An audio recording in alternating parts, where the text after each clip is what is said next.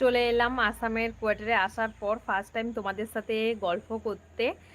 আর একদমই নতুন জায়গায় এখানে। তো অনেক দিন থেকে আসা হয়নি, তো লাইভে এলাম। কমেন্ট করো ঝটপট যারা যারা লাইভে আছো।